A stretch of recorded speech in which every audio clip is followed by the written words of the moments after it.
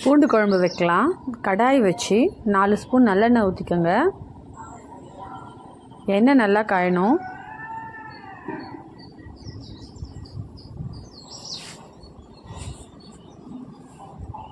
எண்ணெய் காய்ஞ்ச பிறகு 1 ஸ்பூன் கடுகு உளுத்தம்பருப்பு போட்டுக்கோங்க.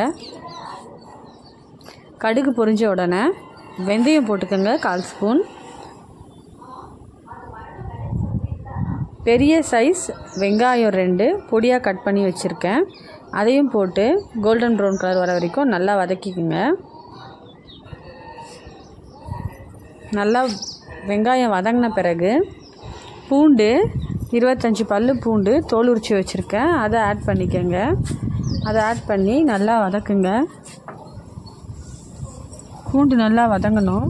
வதங்கின பிறகு 2 பழுத்த தக்காளியை ஆட் பண்ணிக்கோங்க.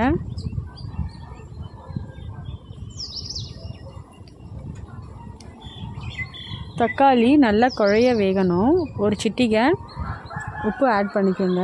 உப்பு போட்டால் சீக்கிரம் வதங்கிடும்.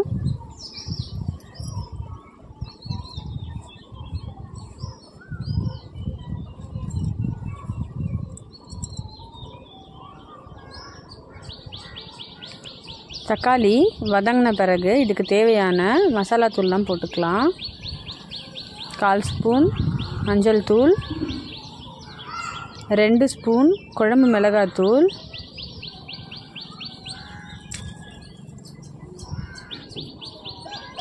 1 ஸ்பூன் தனியாத்தூள், குழம்பு தேவையான உப்பு போடுங்க.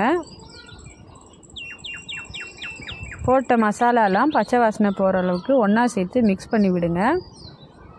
எல்லாமே நல்லா வெங்காயம் தக்காளியோட மிக்ஸ் ஆகணும். உங்களுக்கு எத்தனை பேரோ அத்தனை பேருக்கு கணக்கு பண்ணி தண்ணி ஆட் பண்ணிக்கோங்க. நான் ஒரு 3 பேருக்கு குழம்பு வைக்கிறேன். ஸோ நான் 1 டம்ளர் 1.5 டம்ளர் தண்ணி ஊற்றிருக்கேன். குழம்புக்கு தேவையான புளியை கரைச்சி வச்சு அதோடு ஆட் பண்ணிக்கிறேன். குழம்பு நல்லா கொதிக்கணும். ஒரு கைப்பிடி கருவேப்பிலை ஆட் பண்ணிக்கோங்க. குழம்பு நல்லா எண்ணெய் பிரிகிற அளவுக்கு கொதிச்சதுன்னா ரெடி.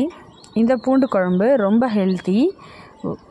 வாயு பிரச்சனையால் கஷ்டப்படுறவங்க வாரத்தில் 2 நாள் வச்சு சாப்பிடலாம். பாலூட்டுற தாய்மார்களுக்கு சிறந்த குழம்பு இது. பால் நல்லா சுரக்கும். குழந்தைங்களுக்கு நீங்கள் கொடுக்கலாம். இதை வயிற்றில் இருக்க பூச்சியெல்லாம் கில் பண்ணி